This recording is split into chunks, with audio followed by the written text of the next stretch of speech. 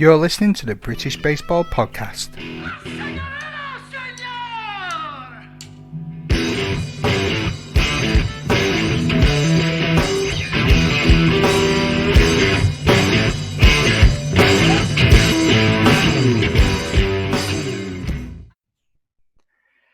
And joining me on today's episode of the British Baseball Podcast, I'm very excited to have alongside me the Southern Bells team manager, Jessica Vernon. But Jessica, how are you? Oh, great. Thank you. Thanks for having me. No, thanks for coming on. Quite an exciting weekend last weekend, which would have been the 9th of October, was it? The 11th.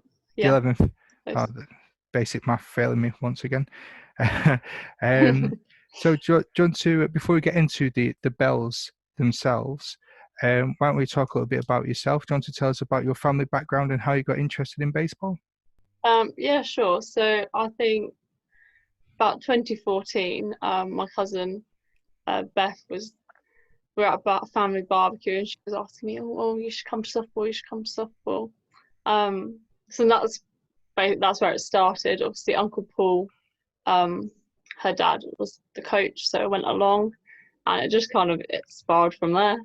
I joined like the HPA Academy a couple of years later and started like fast pitch and did a bit of baseball as well, but always kind of focused on slow pitch.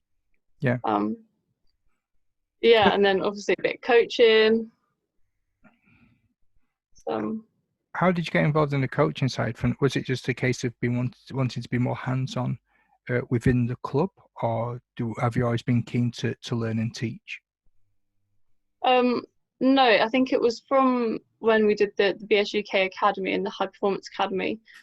There were so many good drills that we learned and ways of doing things at practice, so we wanted to pass it on to the team. So started leading like little bits here and there, and then it kind of developed from there. That's cool. How important has baseball and softball been in your life?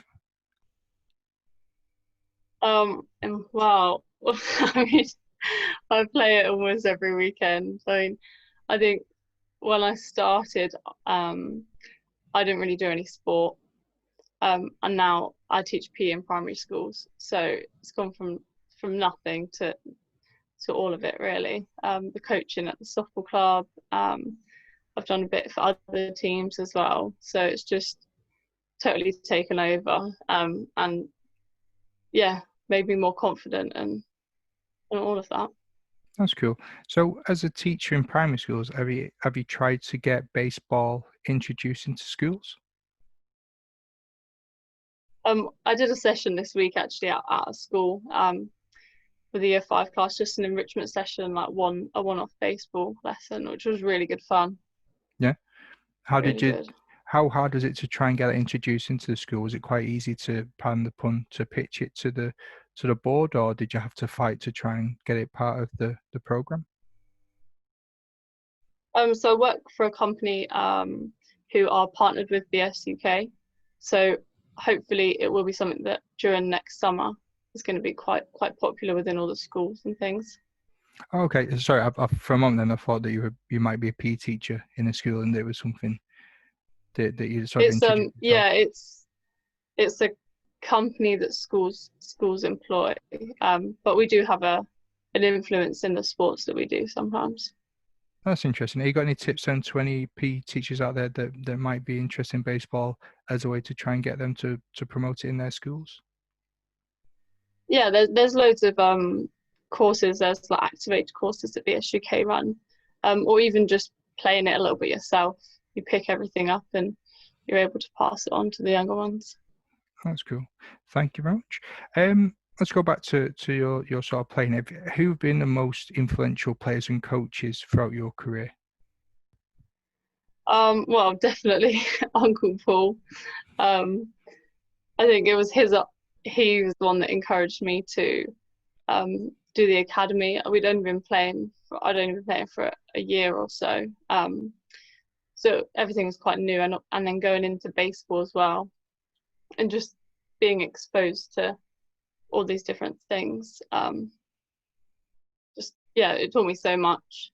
And then obviously the High Performance Academy through BSUK was just added to my game in every aspect, like the batting, the fielding, being a team player, everything like that. So what can you tell us about the High Performance Academy? So it's fast pitch softball. Yeah. We used to train a couple of times a week. We'd have like 5-hour sessions at the weekend sometimes over in Hereford or Hereford. And everyone just worked really hard. It was a really great atmosphere to be in. That's cool. You said that your cousin Beth, Paul's daughter, is involved in it as well. Is there any rivalry or competition within the family then? Do you push each other on? Yeah, I think the whole club's got to it really. The whole family. So there's obviously my cousin Beth, her brother, and then my brother and sister play. My dad's recently started playing. So there's rivalry, but it's also like we like to try and make it as a team. So I organised a tournament last year, like a softball 60 style event where you only had to have teams of 7 players. Mm-hmm. So we had a team Vernon, which was pretty cool. Brilliant. Did you win? No, I don't think we did. It was very good. It was great fun. Yeah. Speaking of your Uncle Paul, I reached out to Chris Ward for a bit of insight because he was there last weekend. He came up with a good couple of questions, and one of the things that he asked, and I've got to thank him because I wouldn't have thought about it, is what's it like at Guildford when your uncle's name is synonymous with Bracknell baseball? I think he is behind me, whichever decision that I make. And yeah, it was the right decision to make to move over, and so far it's been great. Yeah. Yeah. Being a successful softball player, how do you balance baseball and softball? And if it is a difficult decision to pick one or the other, how will you decide on which one you'll finally rest on? I'm not sure how I'm going to do that next year. I think I played baseball about 3 years ago, obviously when I was quite new, and the softball team didn't play as much. But now we're entering like tournament every weekend, so I'm not sure yet how baseball's going to slot in, but I'll have to figure out a way to do them both. That's interesting. So, to any softball players that are listening potentially, and that have never tried baseball before, what would you say to those players to encourage them to try baseball? Give it a go. It's not that different. It really isn't, and there's different aspects to the game which make it fun and exciting. That's cool, thank you. So let's get on to the Southern Bells. Now, for those that don't know, the Southern Bells are entered into the Kent Invitational Tournament last weekend, and it is a team made up full of female athletes. How did the Bells come about into existence? So the tournament was advertised kind of as players sign up and then you're going to be assigned to a team. So I was a little bit of a late sign up, so the teams were ready for. And John Card said, "Oh, that there's a couple of other ladies who want to play, but they don't have a team yet." So we decided to try and get a team together to play against the 3rd place team from the tournament. So we just played on the Sunday. So I messaged a couple of people and managed to get a team together. So I went back to them and said, "We've got a team." So we decided we'd travel down or up to Essex. That's kind of how it came about, a little bit of a last minute decision. Well, I'm glad you all decided to make that journey because from what I believe it was quite an eventful day. Can you talk us through your first competitive game? Yeah, well, the first, where do we start? So before the game, before anything, we had a couple of Zoom chats with the team just to get to know each other and to talk a little bit about our experience and see that we were all on the same page. And a couple of things, we asked everyone to listen to the podcast with J-Rod and Chris Ward. Thank you. To really look at the things that we could win. No problem. We wanted to look at the little things that we could win. We weren't sure how the game was going to go. Obviously, we haven't played together before. So we looked at the little things to win. So the first thing they said to me is, as manager, you have to win the call to the plate. So the pre-game, so they called the managers. I sprinted over with my little lineup card, and everyone was cheering. So it set a really good tone for the whole day. To start with that little win, and we did it for everything. There were so many things that happened in the whole game. So I was the starting pitcher. So obviously the first pitch was a strike. So again, a little bit of cheering, and then the first out, which was a strikeout. And then everything from there. If we received a walk, if we stole a base, the hit by pitches, and it just all was a really positive atmosphere. Everyone was really engaged in the game the whole time. Yeah, I saw some of the footage that you posted online as well. The spirit of the team, it seemed really well. Do you think the other teams not sort of intimidated by it, but do you think they were surprised by the enthusiasm and the drive? Oh, they were surprised. Yeah, definitely. I think, obviously, I don't know the guys, but I think they just thought, oh yeah, we'll turn up and we'll play some baseball. But the girls that turned up, they play baseball. They know how to play baseball. And we were just really switched on. In the fourth inning, I think we scored 8 runs. Wow, mostly on stolen bases. that's cool. That's brilliant. That was the most runs scored in an inning in the game. Yeah, and it was just every time, it was just amazing.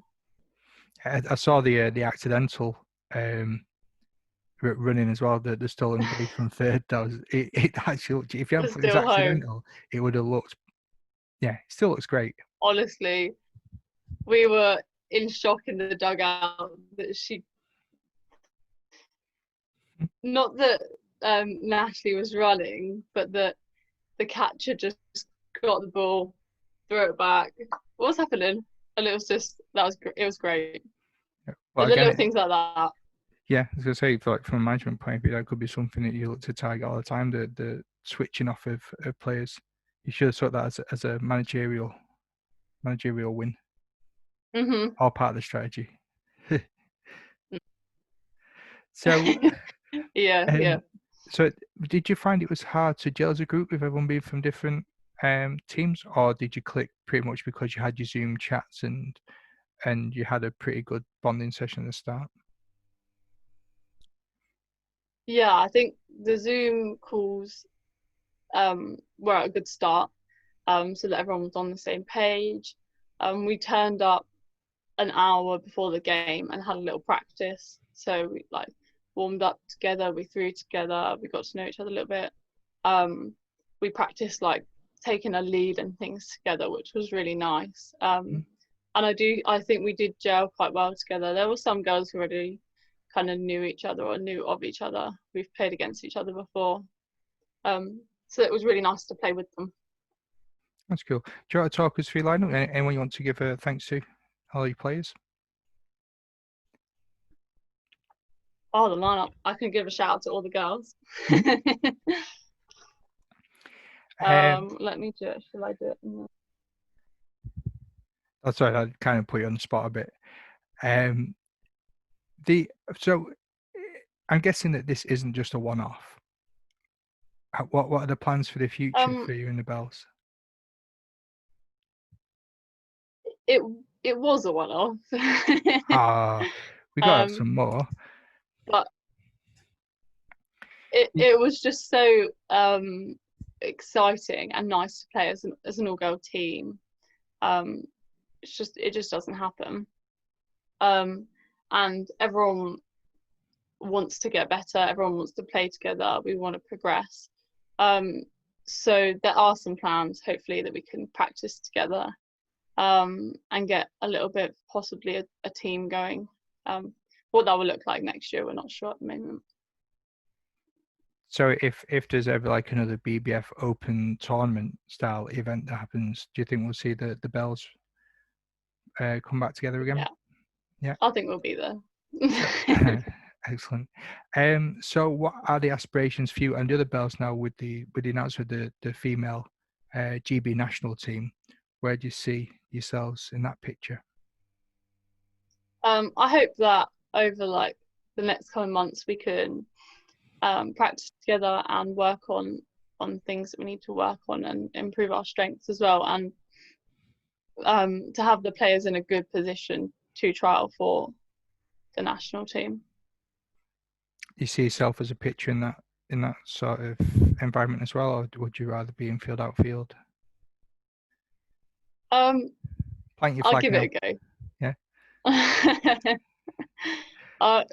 Normally outfield, but I enjoy the pitching. It's been a good journey so far. Yeah. Any pitches that you rely on the most? Oh, fastball.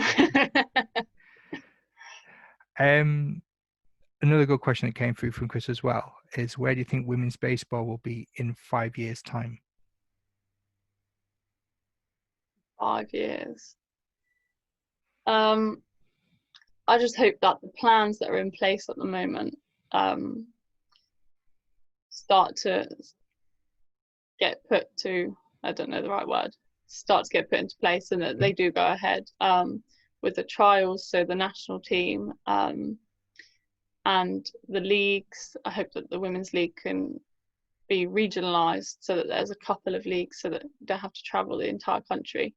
And just more women on co-ed teams as well, I would think. Sometimes people don't know that girls can play. It's just not advertised as co-ed. No, that's a good point. That I think it'll be great, because if it is regionalised, I think we just need to try and get more participants involved. I mean, how do you think that we, as members of an existing sports club, can try and encourage female athletes to take part, or anyone that may not have an interest? I think the women-only sessions are a really good way to start, or bring a friend sessions, things like that really help and really work. They've worked for our softball team. We have loads and loads of guys, and now if a guy wants to come along and say, oh, you have to bring a lady, you have to even it out.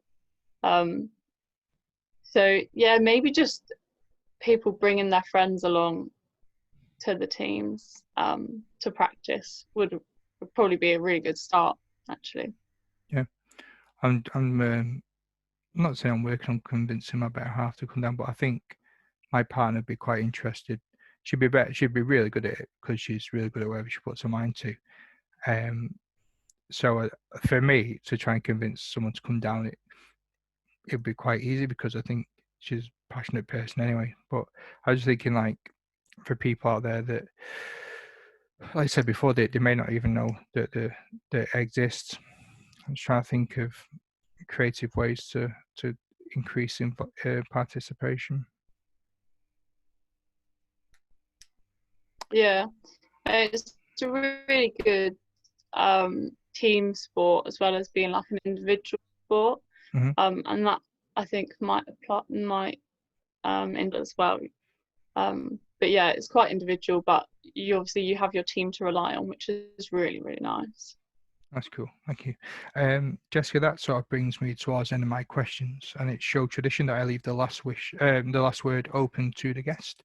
But before I ask you that question, if you could have one wish for British baseball, what would it be?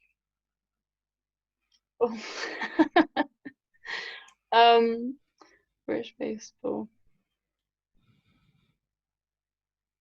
Just to keep going, just to grow the sport in the country, and become positive and well-known thing in the UK. Lots and lots of people don't know about it. Thanks very much. And the floor is all yours, Jessica Vernon. Thank you very much for being a wonderful guest. Any final words, any shout outs, anything you want to promote? Just want to say thank you for having me. And then I'll shout out to all the Southern Bells girls who played last weekend, and also Paul Vernon and Chris Ward for coming down and bass coaching. There will be more from the Southern Bells. You can probably find us on Facebook, Southern Bells Baseball. There should be some posts on there pretty soon. Excellent. Thank you very much. I'll make sure I'll put the links to that in the show notes too. Jessica, enjoy the rest of your Friday evening. It's been a pleasure having you on, and I look forward to seeing you soon. Great. Thank you. Ta-ra.